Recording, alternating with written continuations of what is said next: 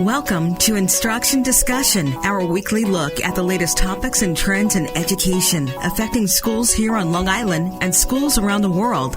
Whether you're a teacher, parent, or student, listen for tips and strategies to help you navigate the educational landscape. There's a bell. It's time to start today's Instruction Discussion on the voice of Nassau Community College, 90.3 WHPC. Hello, I'm Kevin Boston Hill, and welcome to Instruction Discussion, where each week we will examine a recent trend or development in education and its impact on Long Island.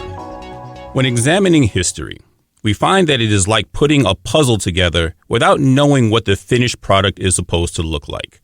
As we put pieces of the past together, we find gaps in the image.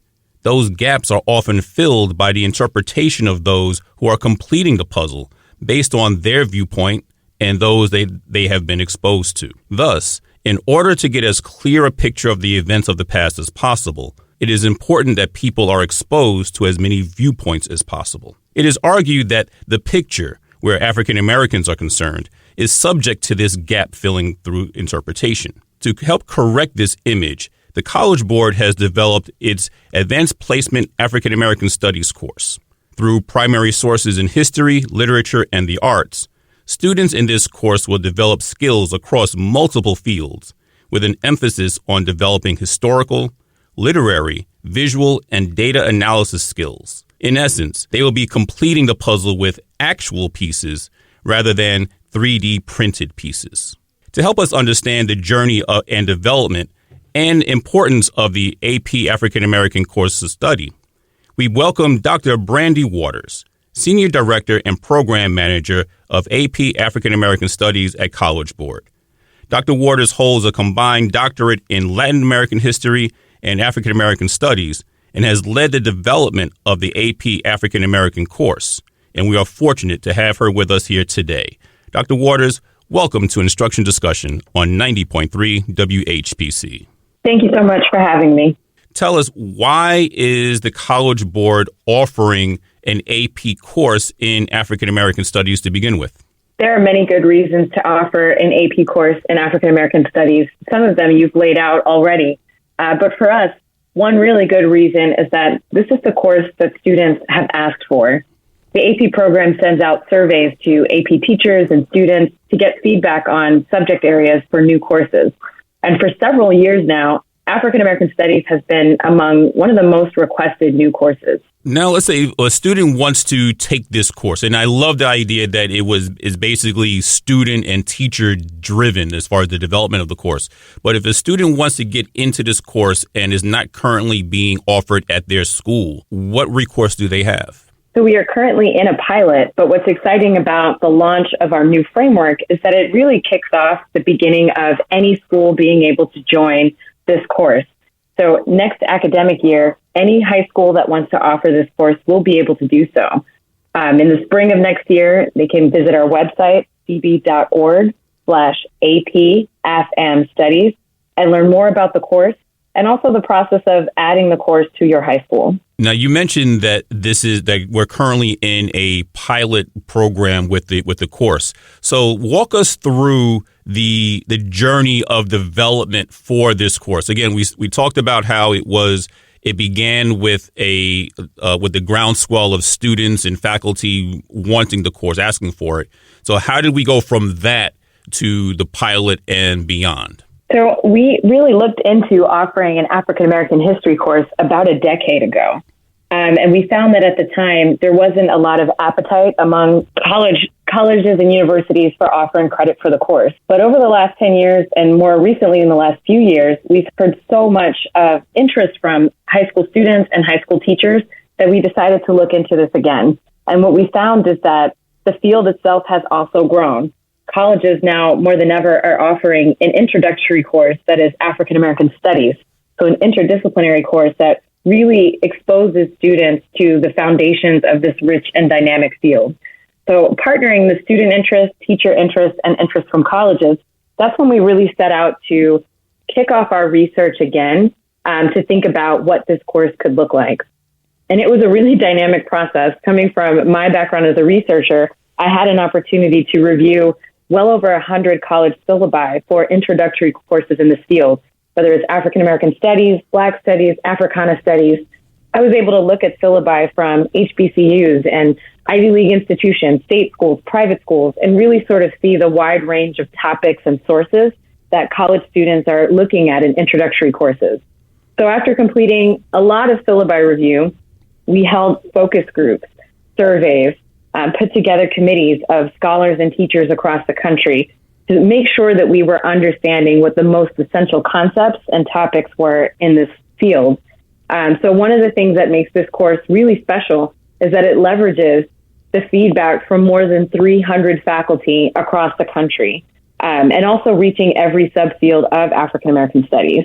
The course is developed by subject matter experts in the AP program, such as myself, and we are guided by this committee of experts in the field. They're bringing their knowledges of anthropology and political science and literature. I think this is the most interesting, dynamic, rich, and comprehensive introduction to this field that I've ever seen for high school students. Well, it seems that you all have really done your homework, pardon the pun there, in putting this together, and with all of the different subject matter experts and doctors and so forth in the field, and all the different examples that you have. I mean, you got a really wide sample of the different syllabi that is out there and the courses that are out there. So it's a wonder that there would be any obstacles to offering this particular type of course, but yet there are some. So can you kind of walk us through some of the obstacles and challenges that are being presented to kind of block the advancement of this course? I see a lot of opportunities for this course because African American studies is and always has been a really groundbreaking field. It steps back and uses a critical interdisciplinary lens to kind of speak back to traditional disciplines. So it's not a surprise that folks who have not had access to this course in high school or would have had to really seek out information about this field in college do not know much about what's in the course. It's also not a surprise that, this field that's been built from a community's history, its struggles, its achievements, its own forms of expression would make the course feel very personal to them. I think one of the things that's really exciting is that everyone actually wants to share their feedback. No matter whom I speak with, someone is like, make sure you put this piece in it. And did you know about this piece of history? And do you have this resource in it? So it really shows that the course is relevant to students and it's important and meaningful to many communities. So I think that's part of why there are so many challenges, if not opportunities, for really helping folks understand why this course is important, what it offers to students, and why this opportunity to really launch it at scale is actually quite historic. You kind of touched on it a little bit, but let's talk a little bit about what has been the overall feelings, the response to this course, even from the pilot students and the teachers involved in the pilot. What has been the overall response so far? The overall response that I'm seeing from pilot students and teachers is that the course is positive, challenging, and truly transformative. Students share that they feel that African American studies is an invitation to explore more voices and perspectives, more connections and experiences than what they've typically accessed in high school. It's also an opportunity for folks who are not of African descent to learn about their neighbors, their friends, people in their communities. And maybe even more importantly, for folks who are of African descent to see themselves reflected in their coursework. So what that means is that students are not only learning new content, but also gaining these interdisciplinary skills. They're also really having an opportunity to be deeply engaged in their learning because what they're learning is really connected to what they feel is relevant in the world around them. So I'd love to just speak a little bit about what that looks like. Oh, please. Students have shared with me that they are really excited to take what they learn in the classroom beyond the classroom. They have conversations at their dinner tables with their parents and their siblings. Some of the students have taken the initiative to set up educational opportunities with elementary students. They've really been excited to share what they're doing in their classroom with the rest of the school. Some of them come up with Kwanzaa bazaars and Black History Fest for students who are not actually in the classroom with them. And I think the second piece that's really meaningful to us is the ways that offering this course as an AP course has a tremendous impact on a student's academic trajectory. More than around half of the students who are in the pilot right now have never taken an AP course. So that means they may have never taken a course that is advanced, rigorous, or explicitly preparing them to see themselves as college material. And among the students that are in the pilot right now, about 80% of them said that because of taking this course, they want to take on more college level courses. In addition, about 80% of the students in this field, in the course right now, have said they want to take on more African American studies courses, which is actually always the hope, that this is a comprehensive and rich first step for students and not their one and done opportunity to learn all things about Black people. So I've been excited to hear the ways that students feel that this really resonates with what they've wanted to learn. They're learning about things that are hard for them to find. They're learning about things that help them have conversations that are rich and participate in debates that are happening around them, and also feeling really empowered to share what they're learning beyond the classroom. Your response just now triggered a couple of other areas that I want to try to delve into. One has to deal with access, because we talk about again, access of people to be able to be involved in advanced placement AP courses in the first place. And we notice that, I'm sure the numbers anybody can do the research and find what the numbers actually say, but there's a very low percentage of Black and brown students taking AP courses as compared to their high school counterparts. And I'm sure that a course like this will help to increase those numbers, as you kind of alluded to. So talk to us a little bit about how, if you can, about how the access to not only AP courses, but just higher academia overall has increased for the Black and brown communities. Thanks for that question. I think access is a really large theme for the building of this course and the program. Some of it is just access to this content. So as I mentioned, students will share that they don't often have access to any of this information in high school, and many of them don't know where to find it. Even if their teachers want to build in some of the resources, these are things that they are not sure where to find. And as a scholar, I think this has been a really rich opportunity for us to bring the best of our field to high school teachers and students and classrooms. All of the resources that are available and required for this course are actually directly provided to students. And we've even offered a partnership with JSOR to give students access to the most important scholarly journals in this field. So access in terms of the content has been tremendously important. And then also in terms of what you mentioned, access to rigorous coursework. I've been pleased to know that since I've come out of high school, the advanced placement program has become more and more diverse in terms of what its student body looks like. But there's still a lot of room for growth. And I am excited to see the ways that this course can also really expand the pipeline, not only to diversify the student population, but also the teacher population.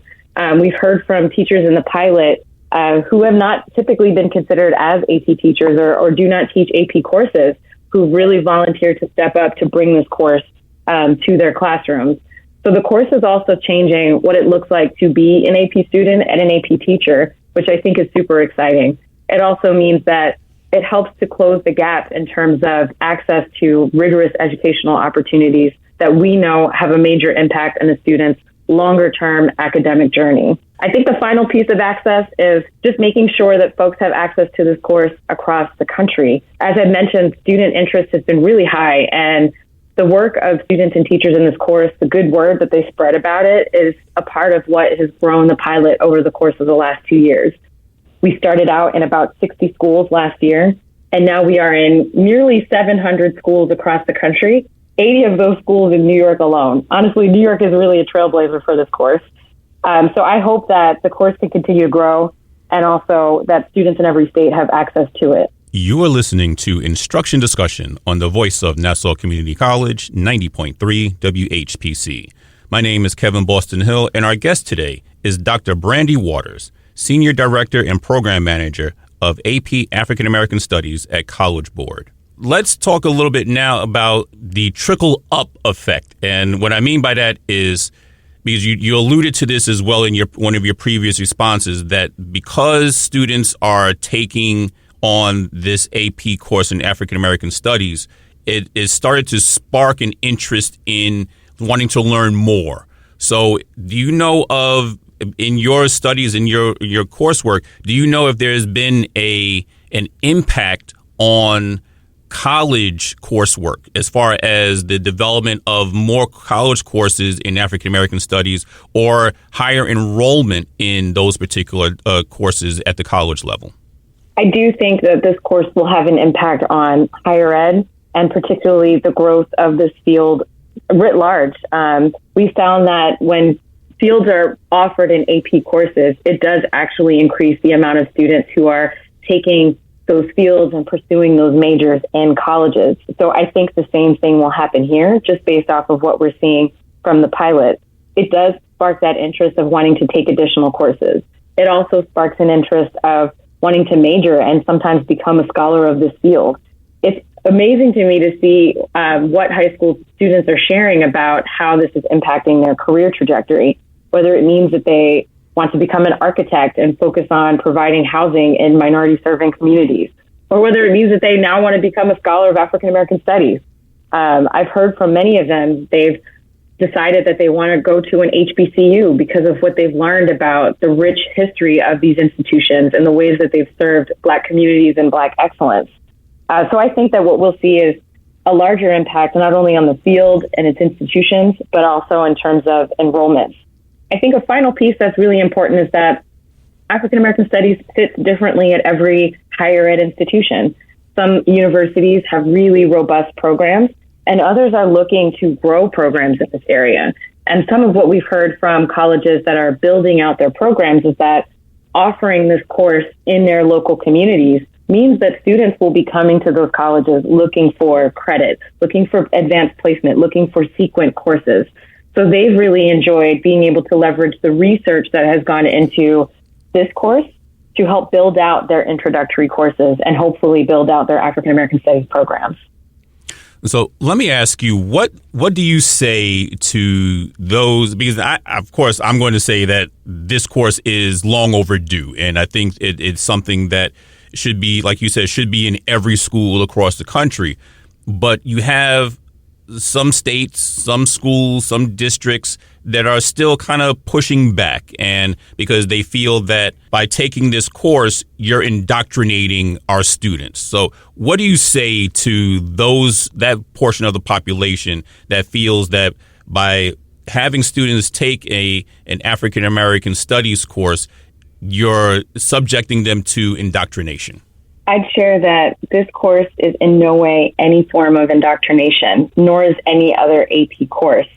Students are not awarded credit for having a particular perspective or ascribing themselves to any particular belief.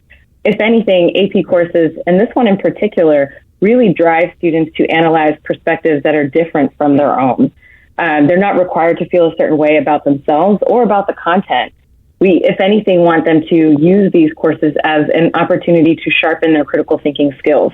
If anyone looks at this course framework, which I hope they do, they'll see that one of our major themes for this course is that Black communities are not a monolith. There's always been multiple debates and perspectives about how to understand our challenges, our contributions, how to represent ourselves, strategies that we've come up with to help overturn things like slavery, discrimination, to advance politically and economically. If anything, this is a course that is teaching students to look for perspectives that are broader, different from their own, and to be more inclusive in the ways that they analyze the world around them. I think part of the challenge is that, as I mentioned earlier, folks are still not quite sure what African American studies is, which is why it's so important that they look at this course. The field has advanced tremendously over the last 50 years. And some of what students of all backgrounds have shared with us is the ways that they've seen connections between African Americans and many other communities. We explicitly introduced them to the connections between African American communities and indigenous communities in the Caribbean, Latin America, and Africa. Themes that are really universal, such as the growth of different languages and migration patterns for folks of African descent. So I would hope that before anyone think of this course as not offering students an opportunity to explore multiple perspectives, that they actually visit the website, they look at the course framework, and see all that it has to offer. Yeah, and I think that it is important to note once again that there is a very heavy interdisciplinary aspect to this course. So you're not, it's kind of hard to teach about a particular culture or community without delving into all the different connections and other aspects that make it up, because the African American community, as you well know, really is involved and ingrained and intertwined in all those other aspects and other communities and cultures around the world globally. So you have to teach it in an interdisciplinary way in order to get the full flavor of it. But what I want to go to now is, you touched on it a little bit in your last response. What are some of those topics that the course actually covers, so that, again, we see the broad range of effect and of impact that the African American community has had? That's exactly right. I think the interdisciplinarity is one of the things that really showcases how dynamic this field is, how broad our connections have been, and the ways that the African American communities have connected the U.S. to the broader world. So they can experience this in every unit, whether it's big themes like the Harlem Renaissance and the Great Migration, or early African kingdoms, or even just zooming into specific topics. For example, students learn about the diversity of African kingdoms. African societies were not all the same before the transatlantic slave trade and are not now. They look at the ways that Africans had global community connections and made an impact in places like Europe before the transatlantic slave trade, participated in trade east and west in all different directions. Another example is they have a chance to look at the ways that civil rights leaders' mentality and thinking around human rights really transforms in conversation with decolonization in Africa. They get to read letters and interviews from Martin Luther King and think about Maya Angelou and Pauli Murray and their experiences being in Africa during the moment of decolonization. So these are just some of the connections that students highlight. If you allow me to just nerd out and offer a few more, please, some that have resonated with students is please, I'm geeking out myself just listening to all this. I'm really into it. I wish I was in high school again. would go back and take this course. Honestly, I absolutely would. And I'm excited to see students have kind of that shock moment that I had as an African-American student in college. Like, how have I never seen this before? Students have talked to us about learning about the longstanding interactions and relationships, for example, with indigenous communities. So many of them hadn't learned before that some folks ran away from slavery and settled in indigenous communities. Some folks were held enslaved in indigenous communities, and some folks partnered with indigenous communities in things like the Seminole Wars to kind of defend indigenous territories. So there's a long conversation there that they don't know about. Folks have talked to us about being surprised about the Underground Railroad going to Mexico and reading these letters from African Americans in newspapers like in Philadelphia saying, this is why I think we should all move to Mexico, or maybe we can go to Colombia or New Granada, or like maybe we should consider these other locations, and how relevant these conversations are today. Another piece that students find really interesting is just thinking around nomenclature, the ways that African American communities have referred to themselves, reflected back who they are, changes over time. And this is not just a conversation that's present right now in terms like Black, African American, Afro-descendant, but also they read newspapers where folks are like, should we use the word Negro? Are we colored? Like, what do we actually call ourselves? And to see that these were community conversations as early as the 19th century has been really astounding to students. So the sources that we've curated, we found with deep research, with blood, sweat, and tears, to really introduce students to the facts of African American history through primary sources. Those critical puzzle pieces that you talked about earlier, these are not just theories, but there's a rich archive of experiences that students can look at themselves. And I think that's the real important takeaway here. I mean, there are a lot of takeaways with a course like this, but the real one that stands out for me is the fact that you're analyzing primary source documents. And I mean, that's as real as history you can get. So that you can, then you're kind of developing your own sense of belief and your own sense of style and thought when you're looking at this, when you're analyzing those documents. So again, it's not an indoctrination of sorts. What it is you're teaching students to be critical thinkers And isn't that the purpose of education anyway, to really teach students to think for themselves and to be able to analyze all the different information that's out there so that they're not just becoming automatons, that they can develop their own knowledge for as a matter of fact, as opposed to just going out there and believing everything they see on the internet. Absolutely. You say that the pilot, we're how many years of the pilot are we? I think this is the second or third year of the pilot, and then we go full country next year in the 24-25 season, or how far are we expanding it next school year? This is the second and final year of the pilot. In 2024-25, next school year, it will be offered nationally to any high school that wants it, and it will be offered internationally in 2025-26. And I assume it's just like any other AP course where at the end of the year they have the exam that they will have to take, and if they score a particular number on that, they can potentially get college credit if the college offers it. Yes, they will actually have the opportunity to submit their scores for college credit this spring. So students in the pilot will actually have the opportunity to earn college credit, and of course that will be available for all schools. Starting with our operational launch next year. So yes, this course does have an exam, and it also has a student project where students can do their own research. They really learn to analyze primary and secondary sources, and we thought capaciously about what that can look like, whether it's a work of art, a data set, newspaper articles, or even oral history interviews, attending a public hearing. So you can imagine with nearly 13,000 students in the pilot right now, I can't imagine how wide-ranging the projects are going to be. I can't wait to take a look at them. Now, are those projects in addition to the exam, or can they be done in place of the exam?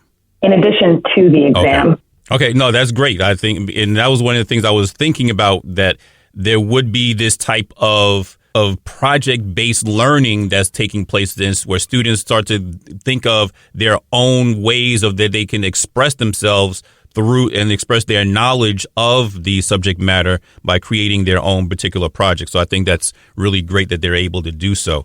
But let me ask you this one final thing. If you could leave our audience with one final thought about the importance of a course such as this, what would that be? I would share what I've heard from students, that this is a transformative course that really introduces students to perspectives that they've never heard of before. And the same way students are having this opportunity, I think many of us as adults would feel the same way as well. So I encourage folks to have an open mind and really look at the course framework, look at the topics, look at the sources, and see if they can find something that's surprising and something that also resonates with them. Well, we would certainly like to thank our guest today, Dr. Brandi Waters, Senior Director and Program Manager of AP African American Studies at College Board, for coming on to our show today. Thank you so much. Once again, my name is Kevin Boston Hill, and thank you all for listening to Instruction Discussion, right here on the voice of Nassau Community College, 90.3 WHPC.